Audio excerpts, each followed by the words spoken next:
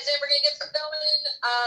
This is totally an experiment, so if you can't hear, I really, really apologize, but let's hope this works. All right.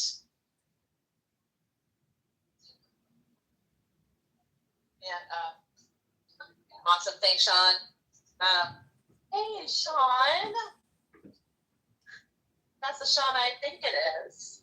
Hey, bud. If it's not, hi.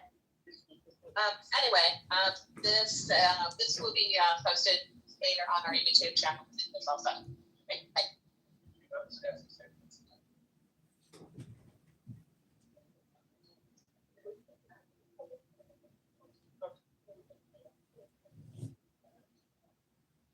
So.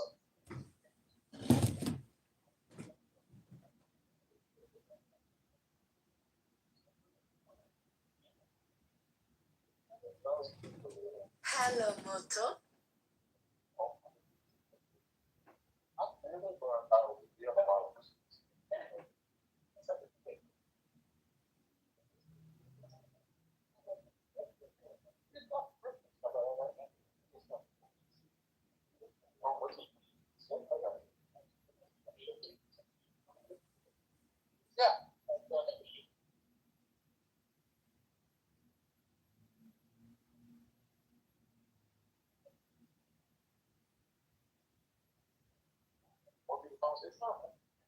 Okay, everybody, you can get started.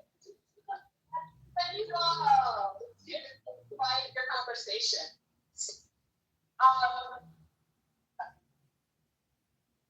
Like, do you understand about me? So this will be recorded multiple, you know. May not have thanks. Before we get started, say, oh, great, wow, that's about 8 o'clock. 7. We do have a lot of people here. Thank you, Media.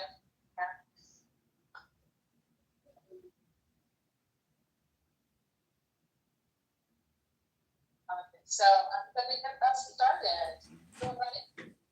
Ready? Excellent. All right. 5:11. Greeting neighbors. I wrote down a few words. It's been that kind of day. I'm on.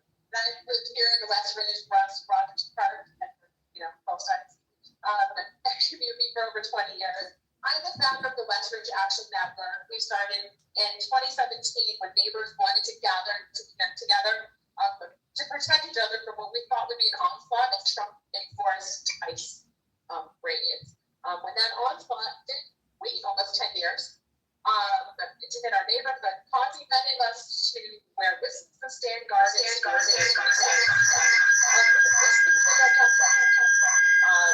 community and for our country. So I really do mean it when I say thank you for joining tonight.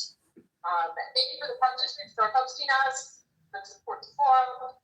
Being here, and even watching, I hope means you still full belief in our democracy.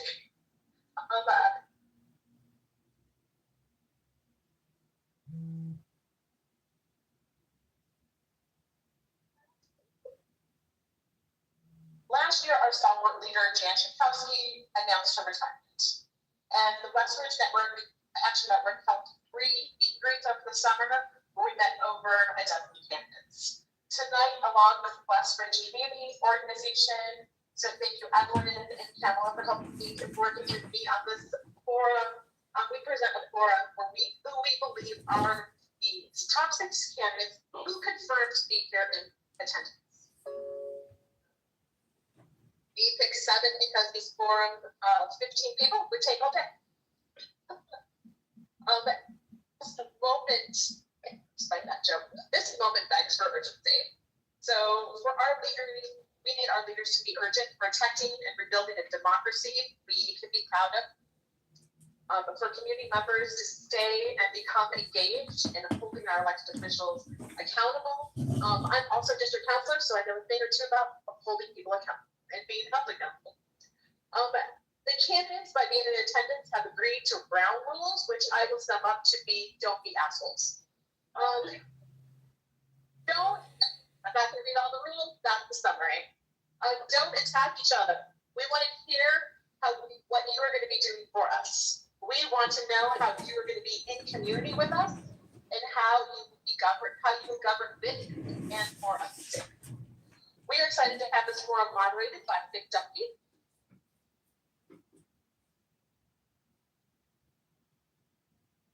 Nick is the senior editor of investigations at Black Club Chicago, a nonprofit news organization that covers the city and its neighborhoods. He is also a resident of the 9th Congressional District.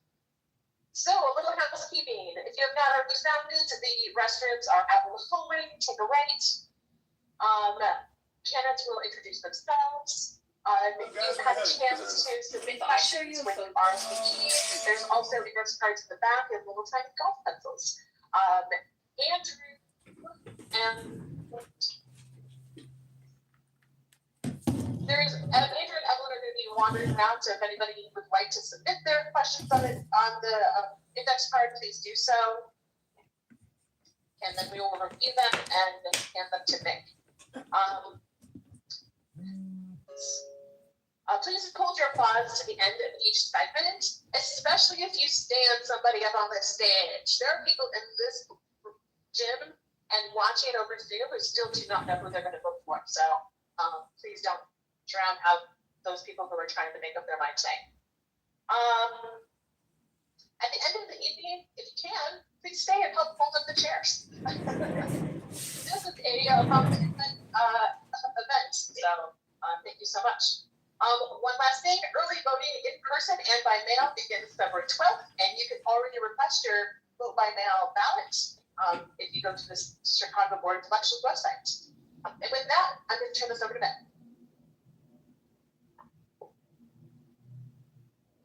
Thank you. Okay, I just want to, before we get going, we want to spend as little time as possible on rules and things like that and get to our discussion, our debate here. But I just want to stress what was just said about ground rules. I'm going to revise it a little bit. Please don't applaud till we're done with the forum. Don't holler. Don't call out anybody's mother, anybody's father, family. Just, we want to spend the time on the discussion. We want to hear from the candidates. We want to hear from you questions. So just to be courteous and respectful to everybody. Some people are undecided. Some people are very firmly decided. That's awesome. But hold the applause, hold the hollers. Do that after the comments. Thank you. All right, let's just jump right in here. We are going to get each, just so everybody knows, each candidate is going to have 2 minutes to answer each question along the way. So we're just keeping it very consistent. And Pamela in front has volunteered to be a timekeeper. You all can't see that, but that's important for the candidates. So keep an eye on the timekeeper. If you end up getting long-winded, she will warn you, and then I don't want to be a jerk up here. Here we go. Whistle, and I'll cut you off if I have to, but I don't will. So let's get started by asking each of the candidates to introduce themselves, and we're going to start by going in alphabetical order, and then at the end with summary statements, concluding remarks, going in the reverse. So I think we have a play. Yeah, no play.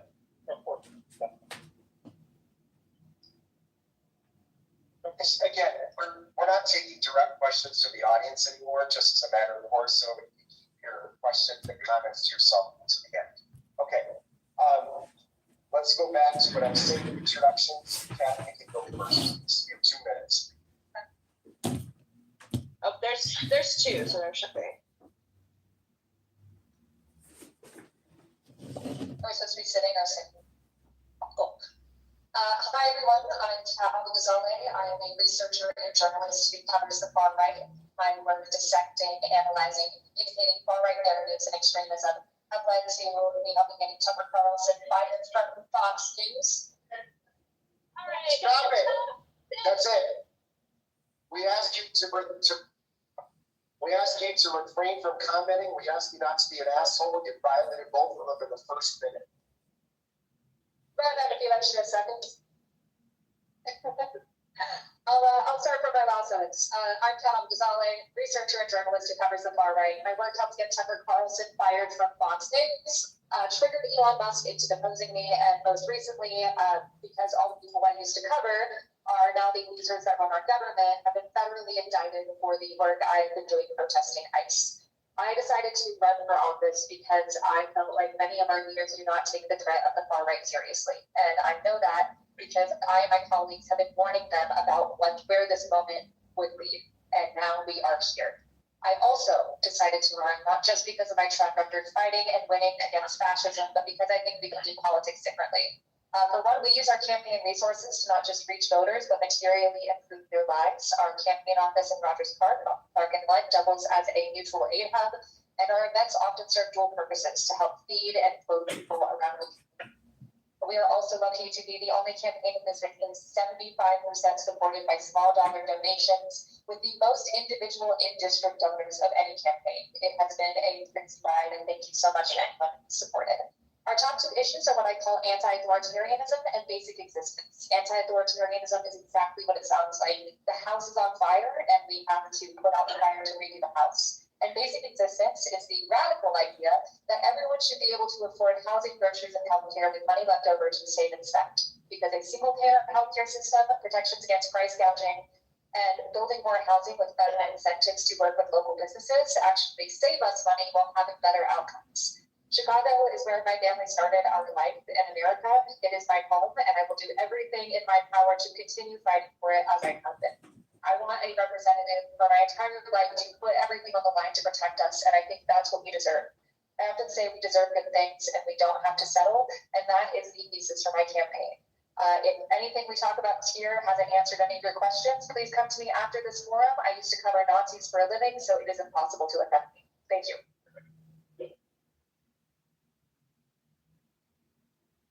No hooting and hollering, all right? Thank you. But you can laugh. All right. Hello, everyone. My name is Bushra Abdullah. It's great to be here this evening. I currently serve on the Board of Education for Skokie School District 73 and a half. This is the Zoom mic that I have to hold as well. My story is incomplete without my parents' story first. My parents came to the United States from Karachi, Pakistan in the 80s, and in pure immigrant fashion, with a $20 bill and lots of dreams. They built their life in Illinois 9, brick by brick. My dad is a small business owner, my mom is a teacher, and growing up, I attended the top and bottom right public schools in this congressional district. And it was the differences in those education systems I saw growing up that became a guiding principle for me. It literally changed my life. So now when running for the U.S. House of Representatives, the top three priorities I'm hoping to advocate for is one, Medicare for all, universal health care. It's the logical mode for our country to adopt to, and there's a reason why from the 33 modern countries in the world, all of them have it except for us. Second is supporting immigration with a clear path to citizenship. Folks who come here on a work visa, who find themselves getting laid off overnight with no notice. Folks that come here on a student visa, who don't find employment within a year of graduation. And then third, my story does start and stop at education. It's increasing federal funding for public education so your zip code doesn't determine the quality of life and access to education your family receives. I'm the only candidate in this race with experience in the public, private, and nonprofit sector, so that means I know how to do three things: how to manage budget, problems, and people. I'm looking forward to getting to know all of you with just facial expressions, again, no clapping or anything. And thank you all to the West Ridge Action Network for hosting today. Have great fond memories here at Warren Park Fieldhouse, including every August 14th and 15th, Pakistan and Indian Independence Day, respectively. Thank you.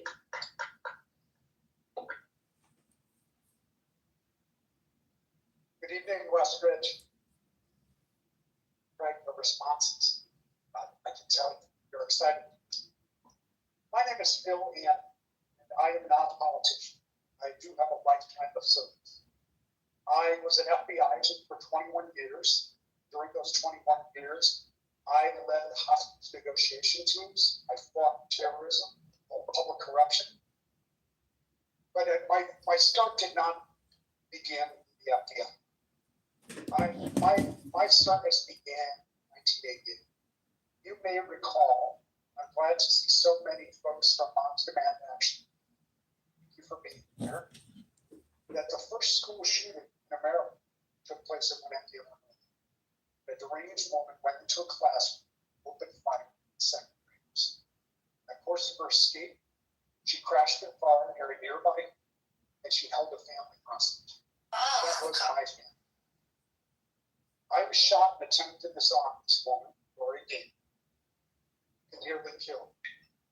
I struggled for my life in the hospital for weeks. And just before I left the hospital, the doctor who saved my life sat on my bedside when I was about this. And I have never stopped working to keep families, children, and communities safe. That journey took me to the FBI. It took me to law school here in DePaul. It took me to Kansas. It took me to New York City. And it took me back here home. My parents grew up in this district. They met on the Foster Avenue bus. I came back here to raise my family. I am in this race because there is nothing more important than saving our democracy and holding this administration. I look forward to your support in doing this.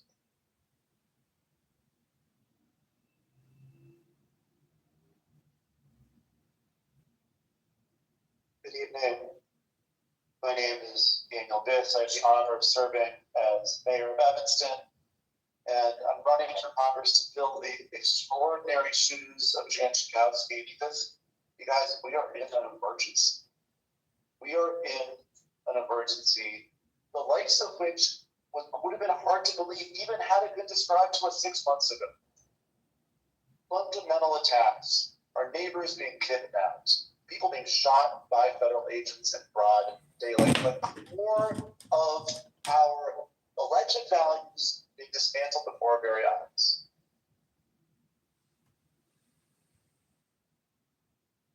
I'm running because I think there are two things that we need in this moment.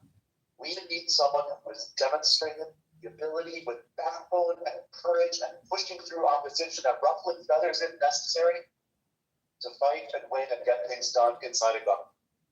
And we need to acknowledge that you don't overturn an authoritarian menace just inside a government buildings. You need a movement of people in the streets rising up and demanding in one voice a fundamental change. And therefore, we also need someone who comes out of movement organizing and is prepared to put their body on the line in the streets. I am the only person in this race who's fought and won change inside of government and is fighting out in the streets with you. And that is what is at stake in this moment. Perhaps that's why Jan Schakowsky gave me the extraordinary honor of endorsing our campaign. I take that very, very seriously because of what she has represented for this whole community throughout her career of service. We need someone who can follow that legacy. I'm here today to ask for your support in this race and for your partnership in governing collectively to make sure we build the progressive America that we actually deserve. Thank you very much.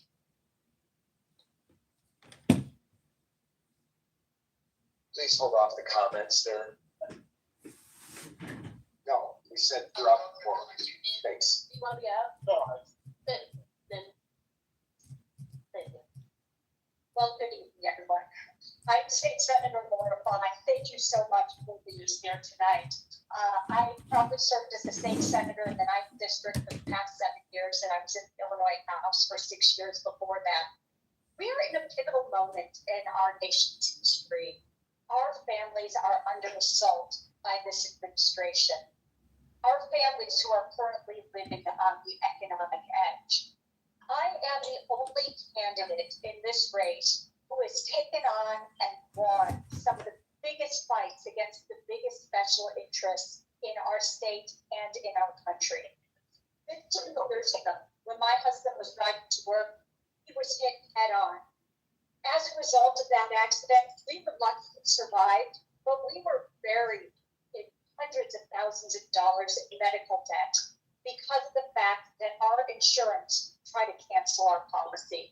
But they picked a fight with the wrong woman because I made making it right my life's work. And in the Illinois legislature, I've been named the most effective senator in our state, only second to our Senate president. This is a time of action. We need people who do the work, not just talk about the work, but actually get it done. I've been named Legislator of the Year by dozens of groups, including disability groups, mental health groups, environmental groups. I've also been, as I mentioned, named one of the most effective senators in our state. I've passed 190 laws that most likely have improved your lives. With that, I have 100 endorsements from colleagues that I currently work with or used to work with because they know the quality of my work. They know that I am out here working to make your life better. And that is exactly what I want to do when you send me to Washington. So thank you so much.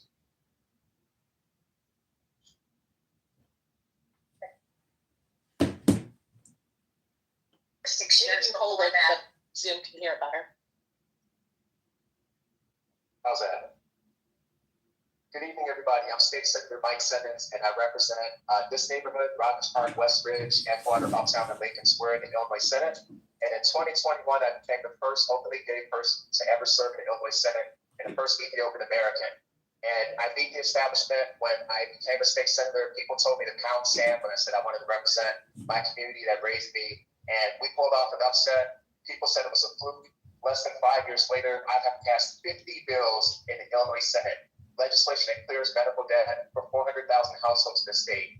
Legislation that creates the first child tax credit ever in the state. And a whole bevy of legislation that combats the hate that is increasing in our communities and protects access to reproductive rights. I am running for Congress because I am from this community. I grew up just a mile south of here, Foster and Lincoln, the son of an Ethiopian asylum seeker that had just got to this country and an African-American mother, like so many people in our community. And I grew up in a 3-flat public house building in that community, and I am now a proud homeowner in this community right at the corner of Western and Toohey, fighting for and representing you in the Illinois Senate every day. I'm running for Congress to be a strong voice for this community. I'm running for Congress to be on the ground with you. I think it's important that we have a representative that is not going to forget this community when they get to Washington. And I will always be with our neighbors at the block parties, at the senior centers, at the affordable housing buildings, making sure that your voice is amplified in Washington as we fight to dismantle ICE, to make sure that we have increase the federal minimum wage, and make sure that we protect our communities from the repressive and fascist violence that Donald Trump is unleashing on communities, diverse, beautiful communities like ours every day. I'm a product of this community. I look forward to fighting for this community, and I humbly and proudly asking for your consideration and for your vote today. Thank you so much.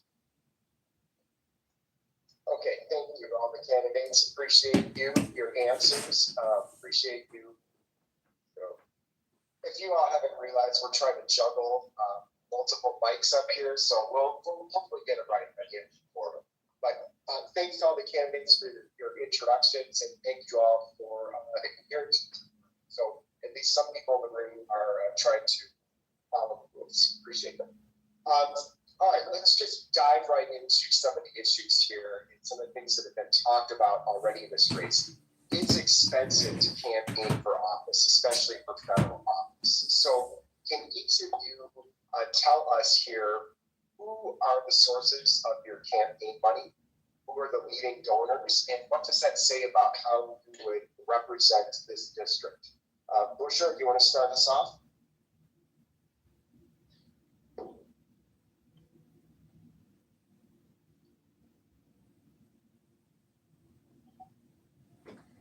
The funders and sources of money for my campaign can be answered in one word: the people. But for my remaining 1 minute and 50 seconds, I will add a bit more color and say that most of the donations that I've received, a lot of it are from net new donors, people who have never donated to a political candidate before. So when I talk about increasing civic participation, yes, voting is one thing. Yes, being election judge is one thing. But people who are financially able to give to a candidate who never have before, is inviting people to the mold and the beautiful way, I guess, everywhere, and the ugly way that campaigns function. And unfortunately, unless you're independently wealthy, you have to kind of raise that money on your own. What I am proud to say is every single couple's max I have earned has come from the state of Illinois, and 80% of that has actually been from Illinois' 9th Congressional District. So it's not just the people, but it's the voters. And that means I'm declining any corporate PAC, special interest PAC, bully PAC, and third, fourth adjective PAC related to any other group whose interest is beyond the voters and the people of Illinois' 9th Congressional District. And I'll sound competitive if I say it again. It's a great summary where my campaign funds come from. Thank you. Okay, but who's your top donor? Who are your top donors? Names of people. That'd be great. Sure. Who wants specifics? Oh, okay, sure. I'll name some of the people. So first is we have the Rana family. They own the Sahara Healthcare nursing home centers in Morton Grove, and they live in Morton Grove as well. We have folks in Evil Met neighborhood. We have the Ahmed family, and we've had siblings from that group that have also given the couple's max contribution. We have had, let's see, I'm trying to go down the calculus, but yeah, I mean, I can name some of our smaller. My smallest donation is 50 cents, actually. So shout out to that. That came in an envelope from a 4-year-old. Thank you. Appreciate it. Thanks for the specifics. Phil, do you want to go next? And then I'll interject it. I think it's great you're all standing up. You don't, in my opinion, you don't have the obligation to do that, but proceed as you see fit. Thank you for this question. My campaign, as you might imagine, not being a politician, not having prior affiliates and donors who I have associated with in the past, or my friends and family, or you, or people. And I have no problem naming the top 25 donors to my campaign. Are you ready for this? I'm just going to give last names. Andrew,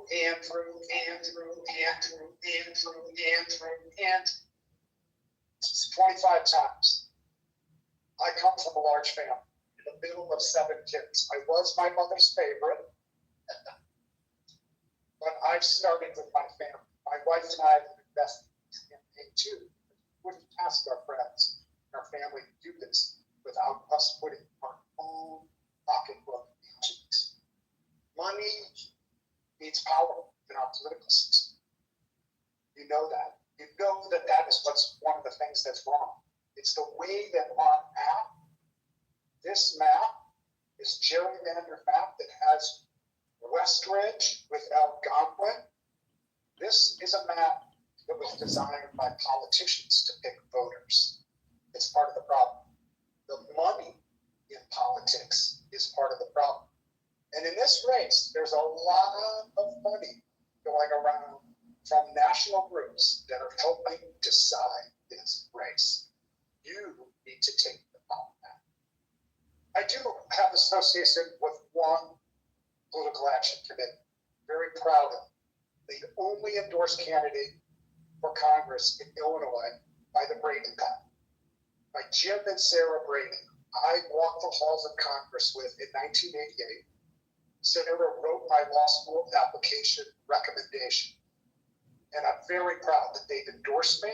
And I would be very proud if they would provide financial support, which I don't expect.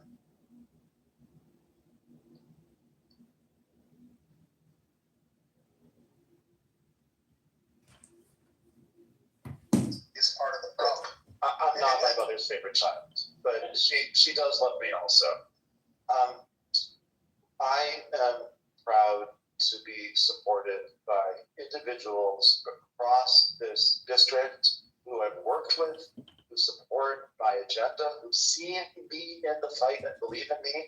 I don't have my donor list memorized. It's all public information.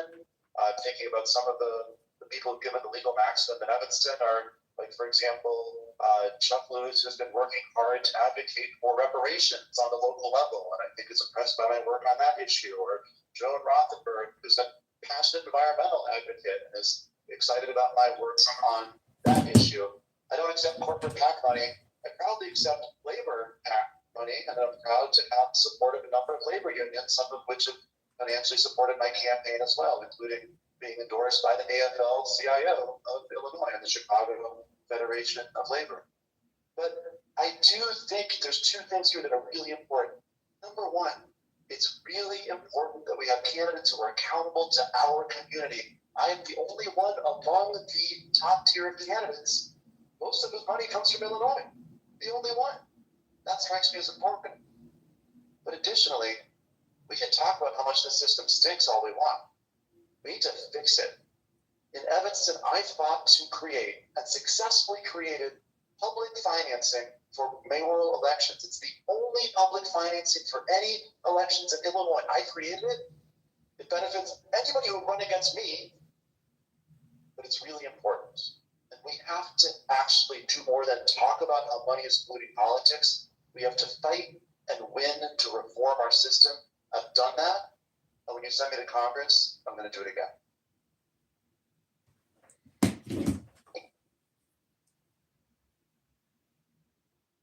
Thank you. If you were to look at who my top donors are, many of my donors come from Lakeview, come from Evanston, come from Skokie. These are the top donors that are within my district. And you could go on because it's all reported publicly. You could go online to see who has donated to your campaign. Anytime somebody donates to my campaign, it makes me feel very proud because they are donating to my record. And that's a record of someone who stood up to some of the biggest bullies in Springfield and got the job done. I have the record of taking health insurance, for example. When I first came into office, we had a system that was stacked against the consumer. Because of my legislation over the past 13 years, we have one of the most consumer-friendly states when it comes to healthcare in the country. That's what people are donating to when they donate to my campaign. I'm a true environmentalist. I chair the Green Caucus, and I'm chair of an organization called the Great Lakes Legislative Caucus that works to make sure that our lake is clean for drinking water, for recreation, and for economics. I'm proud of everybody from those organizations and the environmentalists who donate to my campaign because my record shows that I work for the people and I work for the people in my district. And with this donation, they are getting a record of 13 years that they can count on. My campaign. I don't look like a typical member of Congress. I represent Donald Trump's everything that he's trying to raise right now in America. I'm gay, I'm black, son of an Ethiopian immigrant, and I'm proudly from this community. And I'm an effective legislator. And so I'm really proud to say that my first donor was my grandmother, who raised me in public housing just south here at Foster and Lincoln. And, you know, even now, as I look through the list, I don't have a lot of max donors. That's just the reality because I don't represent the establishment. I don't take money from corporations. I don't roll out my carpet for lobbyists. I represent people. And I'm proud that most of my donors come from the 9th District. They're small dollar donors. They're people from places like Westridge who saw me at the forum, decided to give us $20. Someone from Uptown who maybe saw my social media and gave us $9. Someone from Evanston who decided I like this guy, I'm going to give them a shot. They put up my yard sign, they wrote a bigger check. I'm proud that one of my biggest donors is Gretchen Sisson, who is an abortion author who's written books about reproductive rights, who called me and was proud of the work that I've done in the Illinois Senate to hold the line to protect reproductive rights, where I've actually whipped votes of other complacent Democrats that didn't want to vote to repeal arcane abortion laws, where I stood up to my own colleagues in the Democratic caucus to introduce legislation to make this a sanctuary state for transgender families that are fleeing surrounding states. I was the person that fought back against complacent Democrats in the Illinois Senate and actually passed legislation making this now a proud sanctuary for trans families, and a blue dot on an island of abortion rights have been taken away in surrounding states. That's some of the people that have supported me so far. I think that it's really important to say that I'm proud to be sitting up here as a strong, viable candidate who has a strong message that resonates with people all across the 9th District, and money is not going to buy the seat. I look forward to taking my message to voters and winning their trust and doing a damn good job for them in Congress. Thank you. Years that they And actually passed Like most of the people up here, we don't, or like everyone up here, I don't have a running list of my donors with me. I did reach into my bag to grab my phone. My campaign manager shook her head so hard. But we are supported by over 55,000 donors with an average donation under $30, $29.99, which is pretty cool. We also have the most individual in-district donors of any campaign in this race. That is not the most in-district money because, we don't know a lot of rich people. But a $7,000 check and a $20 donation still equal one vote. We are very proud to be able to be such a grassroots campaign. We also have abandoned this practice called call time, which everyone, including myself up here, does. Elected officials and candidates can spend as much as 8 hours a day doing it. Call rich people and you ask for money. No one likes it. We can all tell you that. No one likes doing it. No one likes getting the calls. So in our campaign, we have now started doing live streaming instead. 6 hours a week we live stream. We get $1 donations here, $5 donations there, playing video games and answering questions honestly and transparently. I encourage you to tune in. It's a lot of fun, and it also means that we've freed up a ton of time to be able to connect with voters rather than sitting in a room and calling rich folks. Additionally, I have learned as a working class candidate that, oh my God, it is so hard to run for office if you're not already rich. Like, unbelievably hard. I have a cat. I don't even have kids. I don't know how people do it, especially if you're a single parent.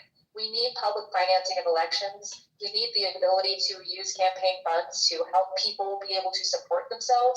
I could go on a whole rant about campaign finance for literally hours. Check out my live streams if you're interested in that.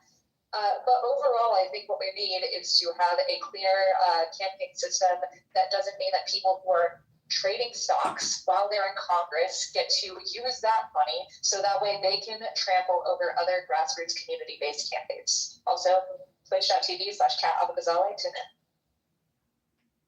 All right, thanks everybody. As probably most of you know in the audience, just following up on this theme, you can pretty much give any amount of money you want to any candidate, if not directly, then through PACs, super PACs, or whatever.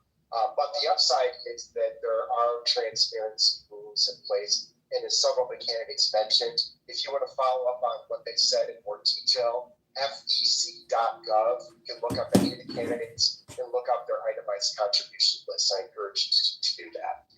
On the way over here, among the news reports I heard was one just mentioning again that President Trump is contemplating, or at least threatening, to invoke the Insurrection Act and send the military to Minneapolis. We had a similar information crackdown here in the fall, and most of you about that.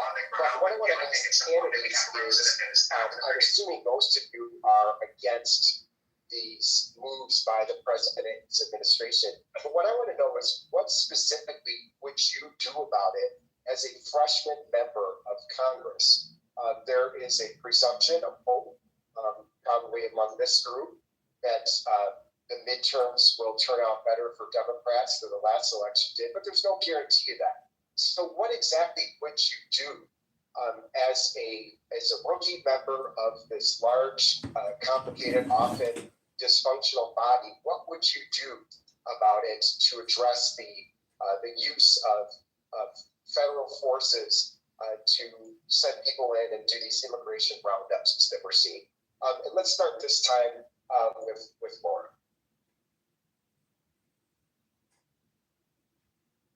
Thank you. I still can't get over what I'm seeing happening in the streets of the United States. It is absolutely reprehensible that we are living under a reign of terror and violence in our streets. And I'm so proud to be in a community that works to protect our neighbors. And I'm also proud to be in a state that's standing up for what we know is right. In the General Assembly, we have passed legislation that says we need to unmask ICE. We need to hold them accountable. We need to know what their identity is. We have put in areas of protection around our schools, our daycares, our hospitals. We have also said that you can sue ICE if they violate your civil rights. Just this past week, I filed another piece of legislation This piece of legislation says that if you are hired under ICE during this reign of terror, you cannot get a job working in a police force within Illinois, state police or local police. These people who are creating terror on our streets are untrained and they are unhinged. We need to make sure that we stand up for our people and we make sure our voices are heard. I'm one who's known to stand up to bullies, and we need people in Congress right now who's going to stand up to the biggest bully of them all and make sure that our neighbors are protected. Let's go this way and shake it up. So the question is, what would we do in Congress about this, right? What would you do as a member of Congress, a low-ranking member of Congress? What specifically? Right. First of all, we ought to abolish ICE. There is no reason to have this military-style enforcement entity. It ought to be gone. That's my position. That's what I'm going to fight for in Congress.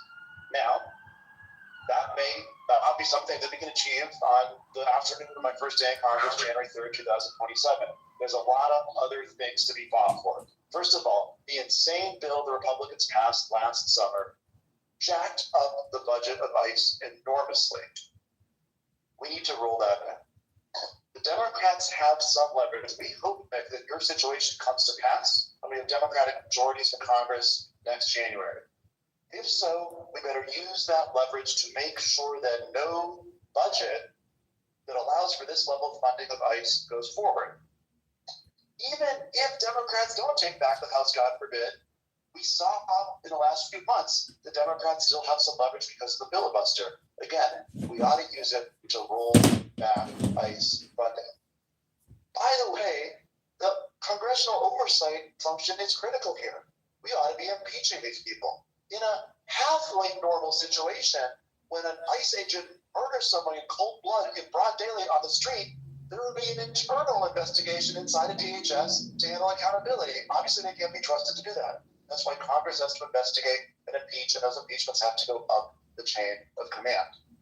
Finally, as an absolute table stakes initial conversation here, it is completely antithetical to the core principles of democracy for people to be able to use the violent power of the state anonymously. You cannot have a democracy if anonymous agents of the state can use state power to kidnap. They've got to be unmasked now.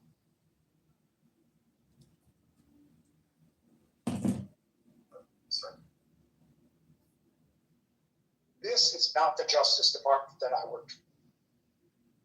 This is violence and intimidation being used by an administration to really tear the core of our democracy. And he is also tearing at the very agencies that are there to uphold the law, to support our democracy.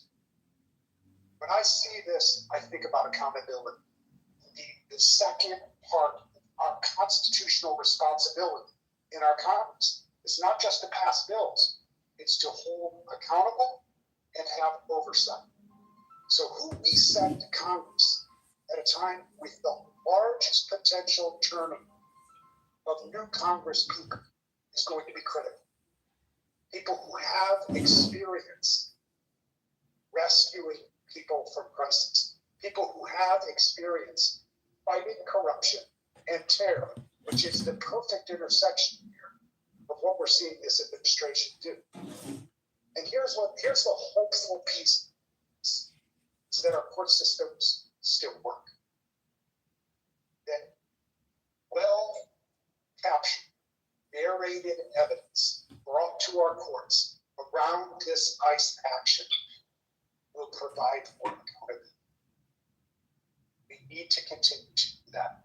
For those of you that see it, for those of you that are near it, I encourage you to calmly record and narrate as if you are going to bring that to court. The second thing that gives me a lot of hope is that we are electing people with military, law enforcement, intelligence experience that we're sending into the Congress. In this largest class, we could be entering there. And we're not waiting to do that work then. We are organizing and collaborating right now. We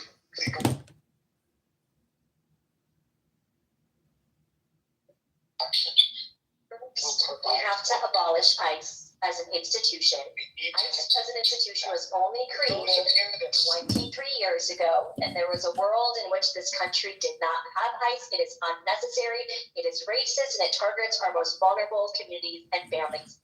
Second, we have to ban private-owned detention centers. There are people who are profiting off of our neighbors getting kidnapped and being disappeared and then unaccounted for. Third, we must protect birthright citizenship. The Trump administration is intentionally playing on people whose birthright citizenship is, if they were born in this country, they are born a U.S. citizen, they are American. That is something that the Trump administration is also attacking at play. And then third, we must invest in judges. Due process is not being followed right now. We need more judges in the civil office of right now. And as a daughter of immigrants, I mean, I can't even explain how deeply personal this is. Every single time I see a picture, I see a video, it reminds me that that could have been my dad, that could have been my mom. And the murder of Renee was atrocious and it was horrendous, but that was not the first time ICE killed someone. She just happened to be white. And if that's what the turning point was for us and Americans to wake up about the Trump administration's crackdown on immigration, well, we still don't have healthcare and access to quality public schools. That is a mismanagement of funds, and it's with our taxpayer dollars. We all have blood on our hands. We should be disappointed, and those are the three things I would focus on once elected to the U.S. House of Representatives. Thank you. Immigrants, it is racist. I think we have a lack of imagination right now in the Democratic Party and in Congress as a whole. Look, there are legislative things that I want to push. Abolishing ICE is at the top of my priority list. In fact, one of the few things I think we can work on Republicans with is limiting Customs and Border Protection's jurisdiction from the 100 miles of any international border, that includes Lake Michigan, by the way, to say 5 or 10 miles, as those representatives' constituents are devastated by ICE, even in red states. But we aren't going to get a bunch of progressive legislation through under this president, with the courts the sham that they are, with the president threatening to suspend midterm elections. We need to be more creative. And I personally believe that anyone with power, platform, or privilege, and that especially includes members of Congress, some of the most powerful people in the world, they need to be willing to put everything on the line. And we have seen that here in Chicago. I've been protesting at the Broadview ICE facility where our neighbors are taken. I might have seen some of y'all there too. The first time I went, there was not a single elected official there, as people got beaten as they got taken into that facility.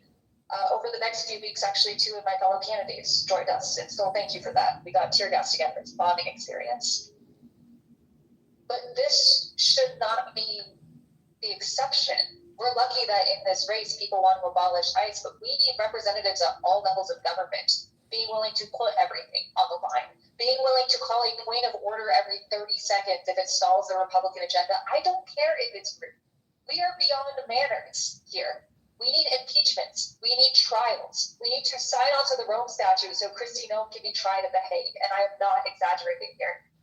I'm sure many of you have had personal encounters with ICE. I know I have. I know my hands are feeling a little shaky. It's scary, but we need actual action. And you know I'll put everything on the line because I'm under federal indictment, guys. This is exhausting, but we're going to get through it.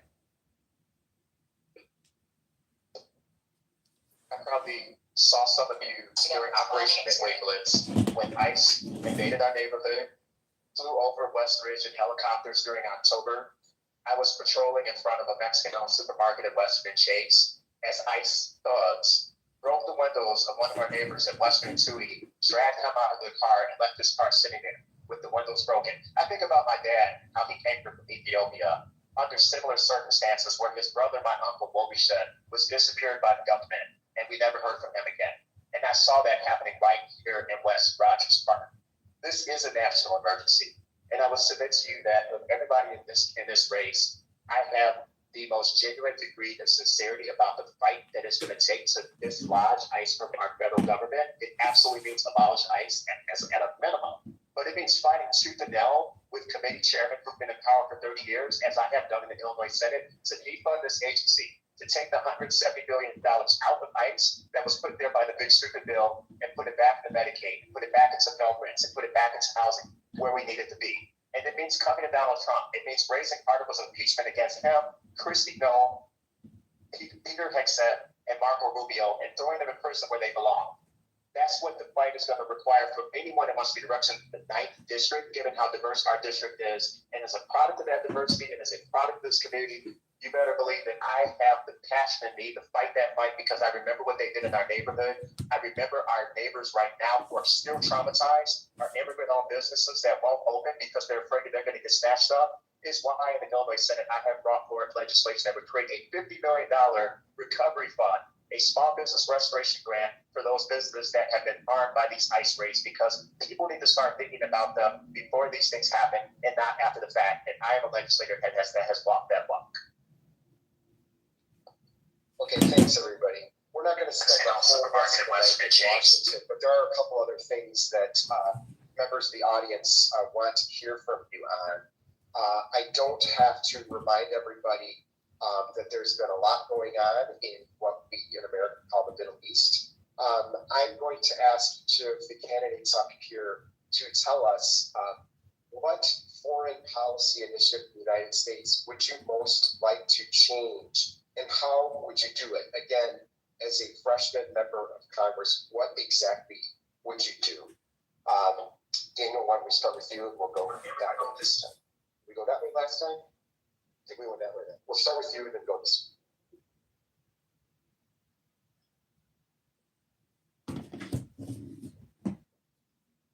What foreign policy would I most like to change? How long do we have?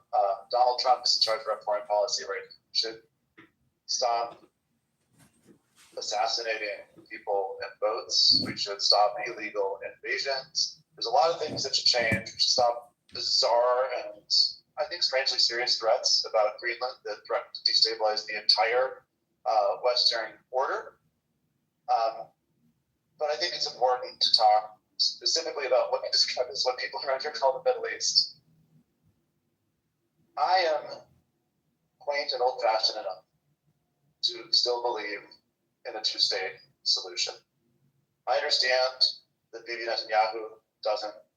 I understand that Donald Trump doesn't. I understand that Hamas is moving us in the wrong direction quickly. I also believe fundamentally in the legitimacy and authenticity of both the Jewish and Palestinian people's claim to that land, the legitimacy of their belonging there, and their fundamental rights as human beings to safety, to human rights, to self-determination, to autonomy, and to peace. U.S. foreign policy is not helping. It's not helping. That's why I support the Block the Bombs resolution, because it's no longer going to make sense for us to pretend that saying to Bibi Netanyahu, we wish you would act differently, but not doing anything about it is going to work. So I think we need to actually use the American budget, American soft power, and American diplomacy to bring about real peace and real legitimacy for both peoples to have the dream of two states living side by side finally realized after all these years.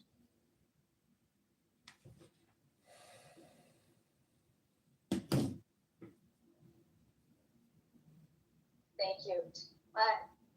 When I turn on the TV or watch the news and see what's going on in Venezuela, with, as Mayor Fisk had mentioned, with the blowing up of ships, or the president wanting to take over Greenland, I think to myself, why does he want to control another country when he's not doing such a great job being the leader in ours? That's where we need to step up, and that's what we need to talk about. We need to look at this military budget and see how it's being spent. Because I'm spending a lot of time knocking on doors right now, and what people are talking about are the bread and butter issues of economics. I can't tell you how many doors I've gone to where people have said to me, I can no longer afford my insurance premiums. People have said to me, I'm afraid I can't put food on my table. What am I going to do to send my child to school? I'm not going to be able to afford it. However, our government is more interested on spending money, purchasing another country, than they are really meeting the needs of people who are here at home. I too believe in a two-state solution where people in Gaza and people in Israel can live with self-determination in safety and in dignity. But I think where I differ from my colleague is I do not believe in tying Israel's hands right now, because I've been to Israel. I've been in the bomb shelters. I've stood on the borders and I've seen the threats coming from the other side. And it's very difficult to determine what is protection and what is not protection. And I think that's what we need to focus on. Israel has been our colleague and our friend in the Middle East for 80 years, and it's important that we keep that relationship. You know, as the first generation American, some of an asylum seeker from Ethiopia, I really think that the contrast between me and other folks in this field is that I have a whole different point of view on this that is global, that understands the implications of U.S. foreign policy and what it does to people around the world. You know, we only need to look no further than an example of the new forever war that Donald Trump has gotten us involved with in South America, where this is all about colonialism, neo-imperialism in the 21st century. I can see it very clearly as a child of someone who was basically displaced from Ethiopia in a context where in the last 100 years we saw these type of forever wars. We saw how much it cost us and how much it cost taxpayers, how many lives were lost because of fragile men and big profits. And that is what Venezuela is all about. This is not about national security. This is not about the safety of the American people. And we need people in Congress that are going to be unequivocal in calling this stuff out and bringing the Trump administration accountable, because Congress has been very quiet as of late on this issue. I also think, and this is part of my platform at MikeSenders.org, we absolutely have to have moral clarity about the fact that there is a genocide that is happening in Gaza. I cannot sleep at night thinking about tens of thousands of families that have been separated from each other, children who are starving, people who have been bombed to death. And that is why I would strongly support Congresswoman Delia Ramirez's Block the Bombs Act so that we can deal with this crisis. And we see that there are crises like these that are happening in places like Sudan where there's an ongoing genocide, and we don't hear anyone in Congress talking about this. That is a disgrace. We don't hear anyone talking about the refugee crisis that is happening right next door in Ethiopia and Eritrea.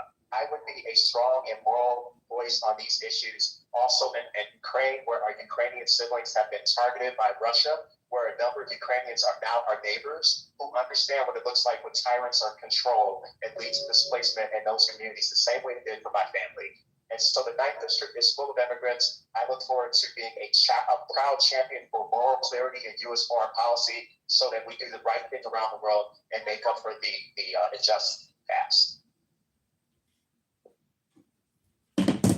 Separated from each other. Children. I'm Palestinian. I know I don't look like it. The blonde is a dye job, but my father is a refugee. He was born stateless. My family started their life in Chicago, which actually has the largest Palestinian population in America. But what I'm about to say is not because I'm Palestinian. I have this really radical view that I think we should follow our own laws. And I'm tired of pretending like this issue is complicated, that this is thousands of years of complications, because it's not, guys, and not just for Palestine and Israel. Every civilian deserves safety. No child deserves to starve. Any war criminal under any flag deserves to be held accountable for their actions. And when it comes to Palestine and Israel specifically, we need recognition of Palestinian statehood, because no solution, which should not also be dictated by America, by the way. You have people who live there, but we're not going to reach any solution unless both parties are able to negotiate as equal partners. I did that in less than a minute. And that's what I think we should be doing in the thing that we refer to as the Middle East. I do really love that phrasing. But we also have, we have created a storm of chaos, not just in this administration, but over the last 50 years, as we've invaded countries for oil, as we have been trying to expand an imperial project that never seems to go anywhere, that we've sacrificed millions of lives, American and much more people abroad, for the sake of greed. This money needs to be going to making America better, not everywhere else in the world worse. And I also think one of the most important things we can do with foreign policy is the restoration of USAID, of ensuring that the aid that we were supplying the world with, it doesn't just help people abroad, it helps us too. When the world is healthier, we are healthier. When the world is safer, we are safer. And that will be a number one priority for me. Situation in America, but so first and foremost, Leahy law is in place that means the United States federal government won't give a dime of our taxpayers to any entity, state, or country that is in violation of humanitarian law.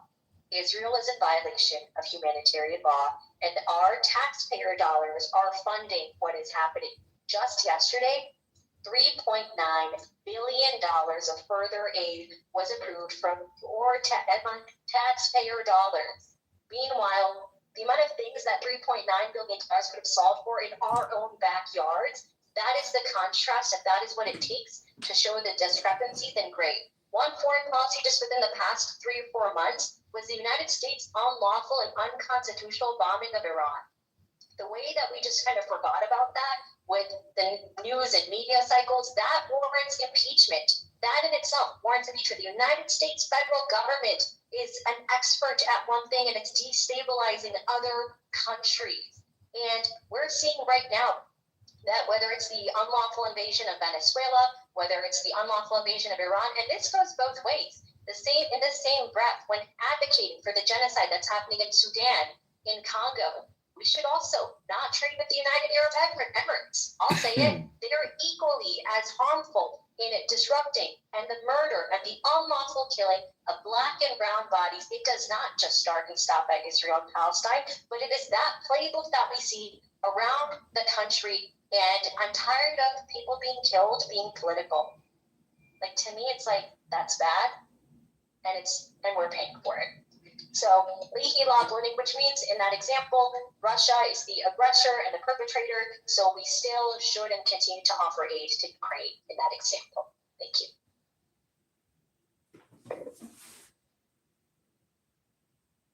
I'm guided by this by really 2 experiences. One, I'm a survivor of violence. I know that violence often begets more violence.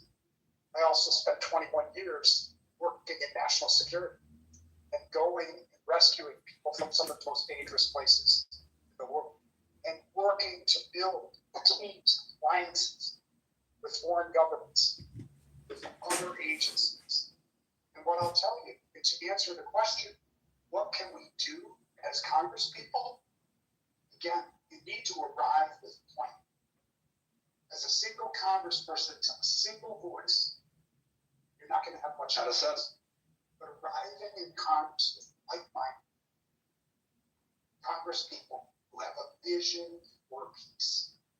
That's what this is missing.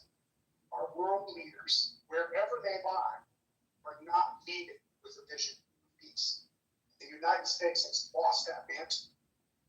We have retreated from every major international body that influences peace. We've been kicked out of the UN temporarily because of our unlawful acts. We are using the same strategy that we are using right here in this community to threaten Black and brown communities. We are using that same strategy of violence and intimidation. There's no way to foster peace. And it's no way to gain any kind of mantle of influence for the problems that we do need to address. Climate change, global economies, free trade, healthcare. We are wasting and squandering billions of dollars on things that produce nothing, create pain, suffering. The only way to remedy this is to win this midterm election coordinate a strategy to hold this administration up. All right, thanks everybody. We could spend and should spend a much longer time on the United States' place in the world. But there are a bunch of other issues we want to touch on here. We have questions about. One of the many reasons I would argue that Donald Trump was reelected was that he promised to bring more affordability to more people. Raise your hand if you're against affordability up here.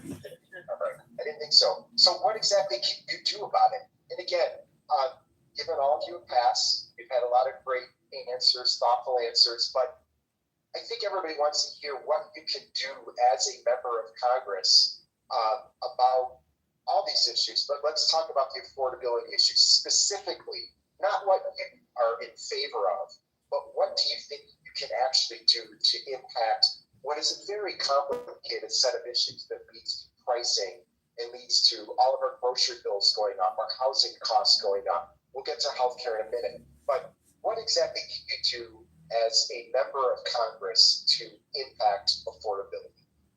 Phil, do you want to start us off? Just finished, but go for it. Sure. Well, let me finish where I am. Is that there is a sequence to this. You do not get to affordability unless you get to accountability and oversight. Serving criminal subpoenas on the head of the Fed, an independent body designed to exactly this, to analyze our economy and provide independent insight and controls over our economy. This is unprecedented. Every president would love to squeeze and get whatever they could to juice the economy for an election cycle. So it is critically important that we first seize control of our democracy. Second, what can we do? We can start with a national strategy toward looking at how we affect affordability. What's happening with our housing market? How is it relating to us chasing Black and brown communities with us in our community? Job sites for building are being undermined right now. Banks are having trouble paying those loans because the workers aren't showing up because they're afraid to, whether they're citizens or not. All of these things are interrelated, and it is incredibly complex, but we have to get the money out of politics. We have to send people who are serious about focusing on these issues and willing to work with others to get the work done and not spend a lifetime doing it. You cannot send people to Congress year after year, election after election, and let them run on issues like the economy without solving the problems. So for me, this is fundamental. This is about how we do democracy, and the rest follows through. These will remain complicated, as you said, even in the question. What are some of the things that we can't do? Well, we have to first fix the way we do them. Don't sit down quite yet. So what specifically would you start with? Just very quickly, what specifically would you start with? You have to make healthcare available and affordable for everyone. You have to make child care available to everyone. You have to recognize that we need hundreds of thousands of more migrants in the United States to have a growing economy, and you need a system to do that. You see how these are all interrelated? It's not just one thing. Can we throw the price on this? Can we lift the tariffs? That was several counts. Can I start with one? Okay, thank you. I appreciate the overtime. I'm going to force everyone into overtime if we need to. So specifically, what would you do on affordability? Don't force me into overtime, please. So first, thank you, Phil, for closing with it. It's repealing Trump's unlawful tariffs. The cost of tariffs come back on everyday American people. When the cost of goods go up, because a lot of our things, even if they're made in America, those resources come from other countries. The increase of those prices is coming onto the backs of everyday Americans. First, repeal those tariffs. Second, it's banning price gouging. I know price gouging sounds like a buzzword, but let me paint a picture for you.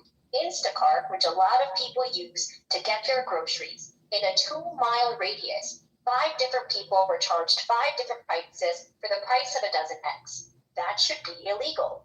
That is unlawful, and that is a great example of how corporations are profiting off of us. So while billionaires continue to line their pockets and members of the House continue to invest in stocks and also line their pockets, it's the everyday Americans that get left behind. It's bought versus unbought right now, and that's why having a member of the House that is unbought is so necessary. So it's banning congressional stock trading as well.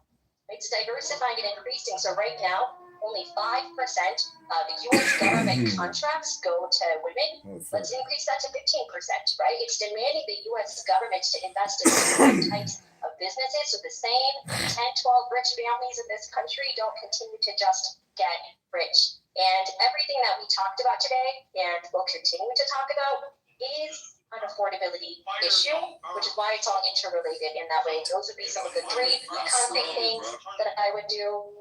Do you need me to go over time? You said you'd start with tariffs, right? Yeah. Okay, sounds good. Okay, Let's test them. Thank you.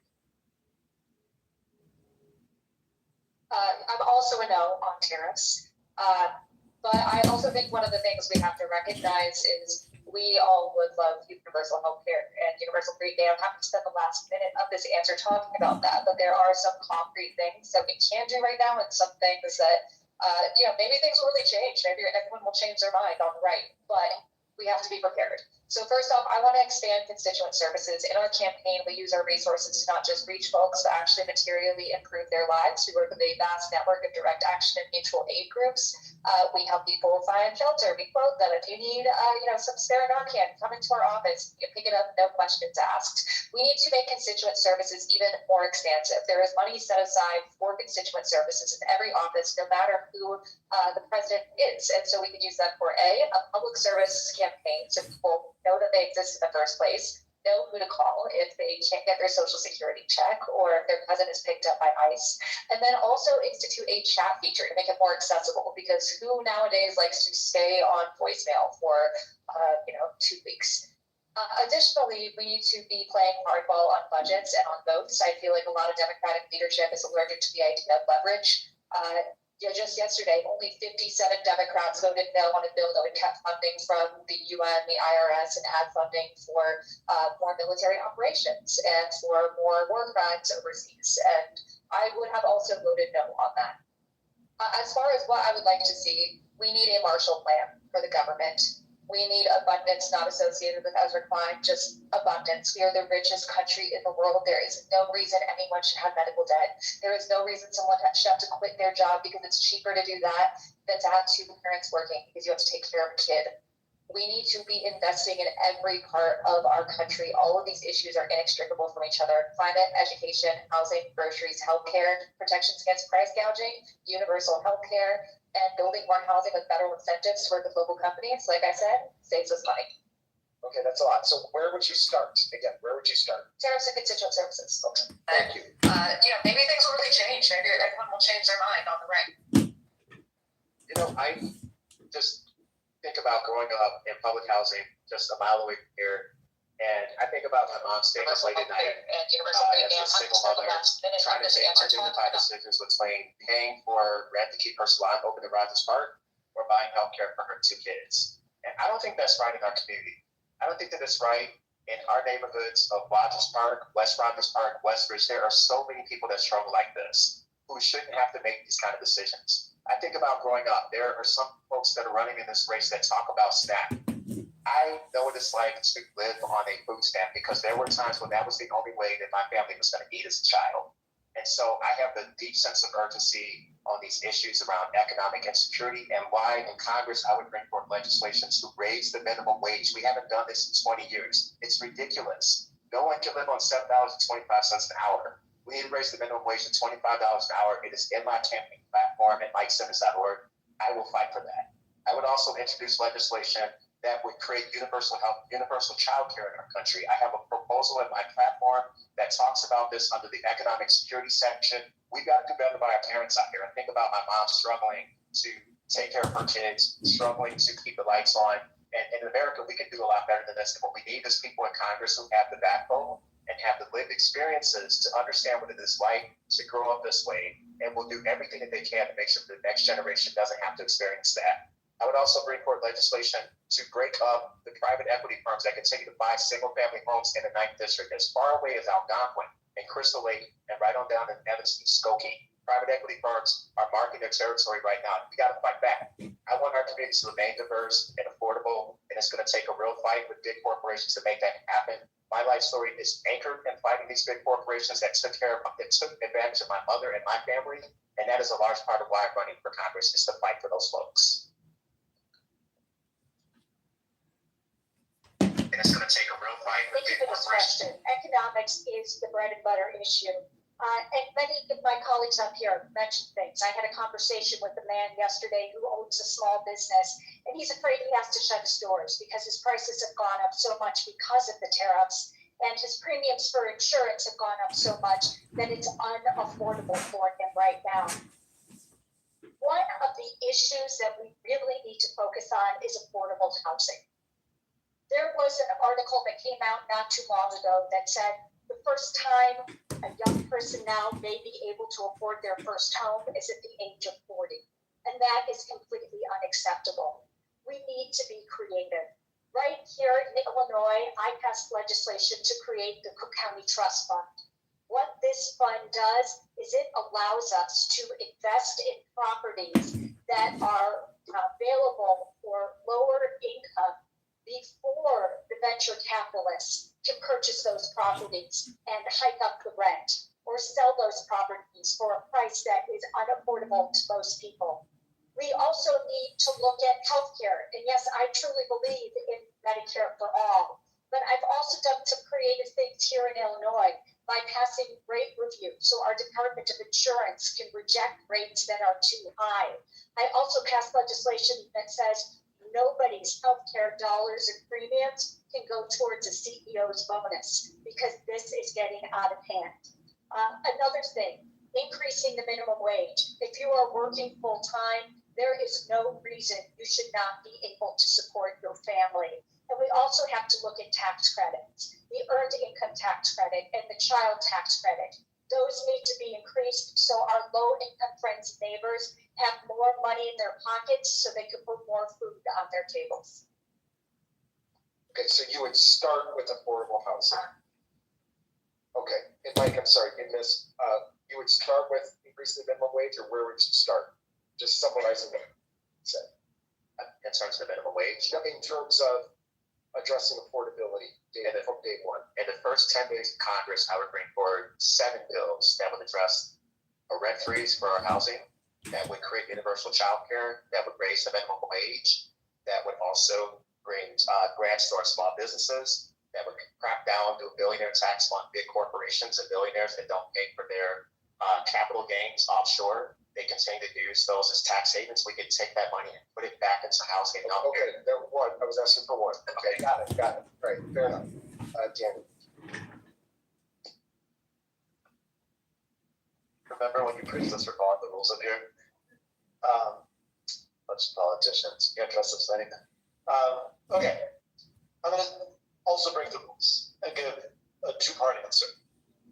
Part 1, I want to talk about affordable housing because every affordability related issue, you're going to run into the same problem, which is powerful interest and the need to be willing to ruffle feathers to make something happen. I've a little career on the line as mayor of Evans fighting for affordable housing so that it would become legal to build housing for public school teachers to afford, or for the nurses, firefighters who work in our community to be able to afford, to change the zoning law so that would become a possibility. People told me, the fight's not worth it. You're going to piss off too many people. It's too hard.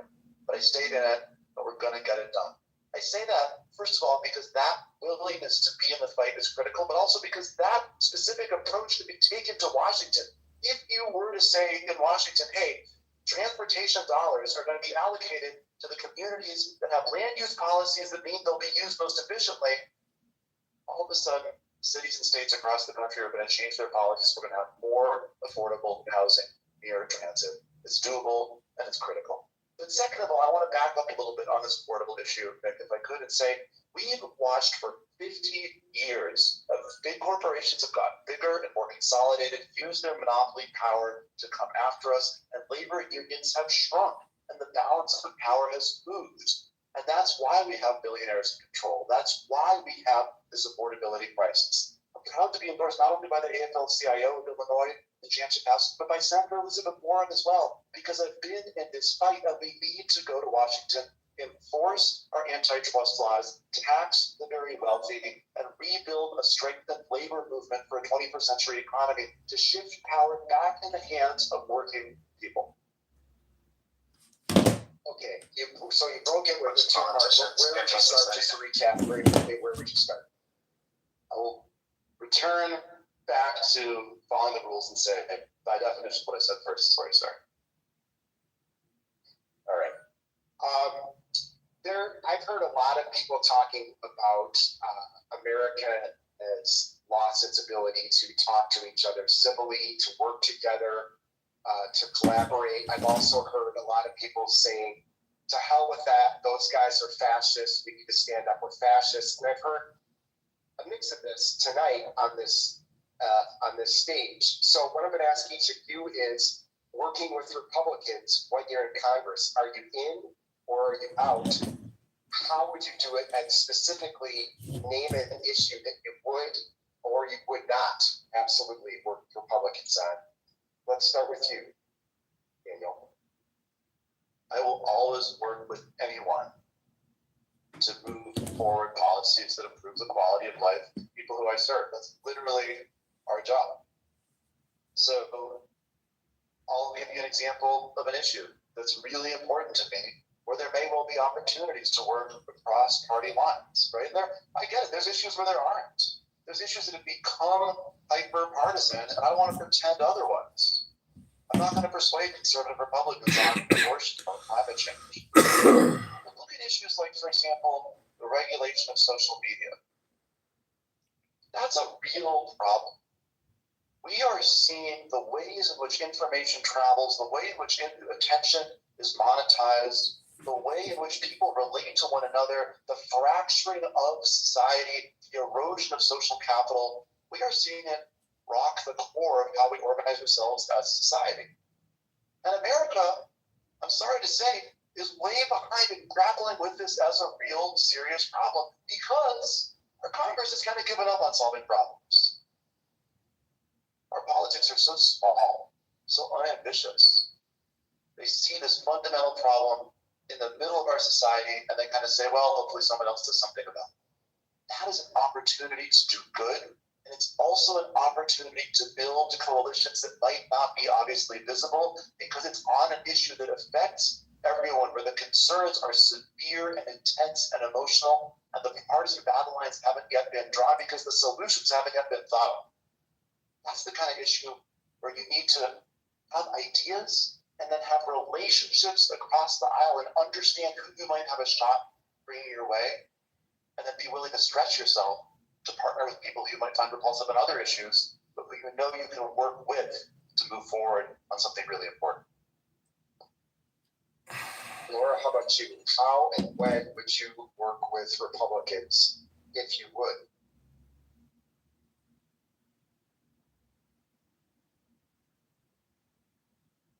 Wasn't intentional, promise. Big time. Thank you. We are in a pivotal moment in our nation's history, and our children are seeing so much bickering in government that they want to know, where can government work for them? And the best example I'm going to give you is my mental health committee.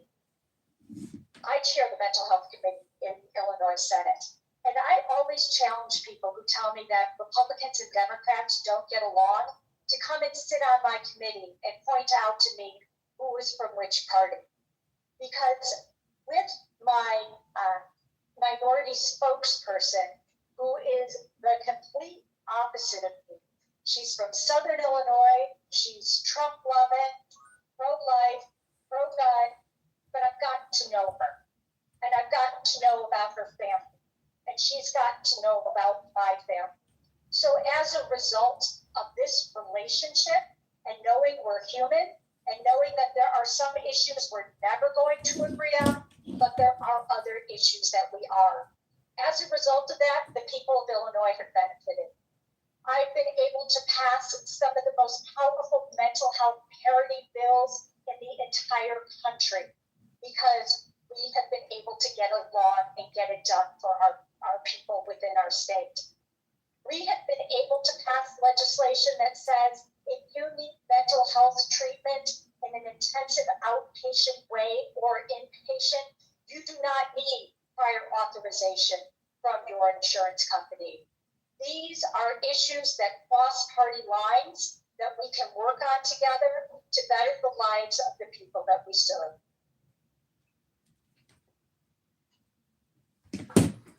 I think this is a really important question. Congress is a broken institution because so many people are so concerned with punching someone in the mouth and getting likes and not solving real problems for people in our communities. In the Illinois Senate, I've been proud to pass 50 bills in less than 5 years. That's a record. And a number of those bills got Republican votes because I sat down and I talked to them. For example, I passed legislation in the area of public transit that removes ridiculous requirements that those that are seniors have to keep going in every 2 years to certify they're a senior, or for folks that are disabled to have to go in every 2 years to certify that these things are ridiculous that we put these requirements on people. And so would you believe that was a fight in the Illinois Senate? I had to fight to get that bill called for hearing because lobbyists didn't want to do it because the transit agencies don't want to do things differently. I fought on that. I organized my seniors and folks in the disability community. We passed that legislation with bipartisan votes. So public transit is an area in Congress I want to be a champion on. I use our public transit. I'm on the 49B Western a lot as your state senator. I'm on the 290 going down 2E. I'm on the red line, brown line. We're up on public transit committee. I will fight for it in Congress. I also think in the area of water. I've been a champion for water in the Illinois Senate. I'm a champion for our environment. I'm a champion for our Great Lakes. I've gotten Republicans to vote for legislation that codifies Biden-era requirements on limits on PFAS and forever chemicals in our water supplies. That took a fight, but I sat down and I had conversations with them, and we were able to pass that legislation, even though Trump has now gutted those limits across the country. Another area I would talk about where I would not work with Republicans is when they dog whistle on LGBTQ families. I'm proud to be the only LGBTQ person serving in the Illinois Senate. If I win this primary, I would become only the third openly gay and Black person to ever take the oath of office in the U.S. House of Representatives. That can start right here. And in that context, I would not have a lot of time to work with people like Marjorie Taylor Greene that think I should exist or that me and my partner should not be able to get married. I'm not going back in the closet, and I can't work with a Republican that wakes up in the morning that thinks that I ought not exist in our society. And so I will work with Republicans where it makes sense, and I will call them out when I need to. So my specialty in my career is understanding, analyzing, and communicating about conspiracy theories and extremism, which has taken over a lot of Republican leadership. But I always tell people, if someone wants to engage with you, there are always bigoted people. If someone wants you to justify your existence, you don't have to talk with them. But if someone's trying to engage in good faith, I try to do so as well. But when it comes to Congress, it's a little bit different because everyone wants to get the sound bites. So there are two issues specifically, besides what we talked about with Customs and Border Protection earlier, that I think that we can get bipartisan support for. First is a stop trading bill, which already has bipartisan support. But I also want to spearhead AI regulation at the federal level. There are currently 0 federal regulations for artificial intelligence, and it is devastating our society at all types of levels. Our kids are being used as guinea pigs for AI models. I think that we can also not only take that out of schools, but when your phone asks if you accept cookies when you open Safari, forcing companies to ask users to opt in to their data being used to train large language models. Also the Make Polluters Pay movement, which is very big in Illinois. I think we should be applying that to AI data centers as well, and ensure that we have more laws to protect the work of artists and likenesses of people, like the No Fakes Act, so that way companies can't be using our lives, or in the case of Elon Musk, our children for profit. This is the only thing or one of the only things that didn't make it through Trump's big BS bill last year. Even Republicans were like, you don't want us to regulate AI at the state level for 10 years? That's crazy. For Republicans to say that? So I think we have a perfect time to be able to capitalize on this movement, to be able to protect people at all levels of society, and to be able to hold big tech accountable.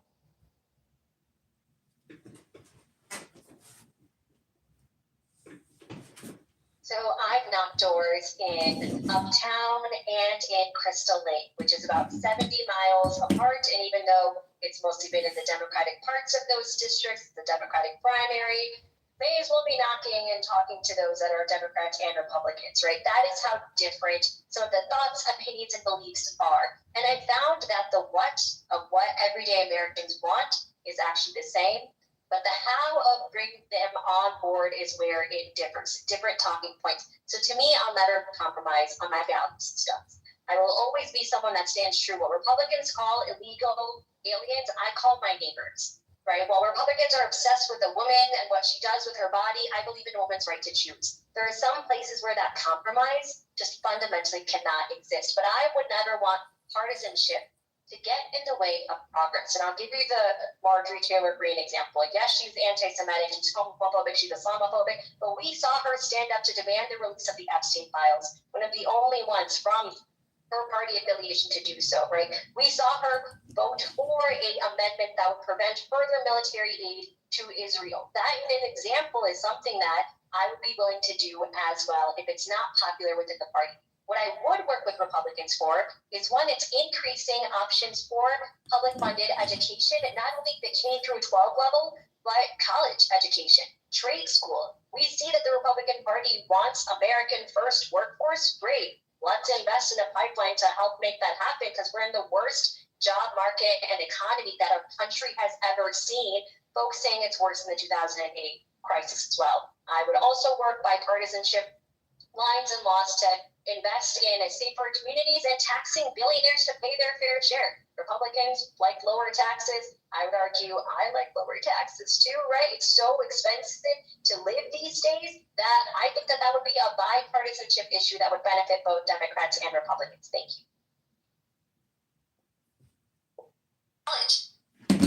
I've got a unique skill set when it comes to negotiation. As a hostage negotiator, I've worked with people who have fundamentally disagreed and have a very different idea of what the outcome should be. In the most dire of circumstances, when life has been on the line, I managed to still bring peace. I run a consultancy called PAX. It's Peace in My Life. We have folks from conservative, liberal, gay, workforce, military, intelligence, psychiatric, and counseling backgrounds. On one team to be able to respond to other people's crises. What we have going for us at this moment is our diversity and our humanity.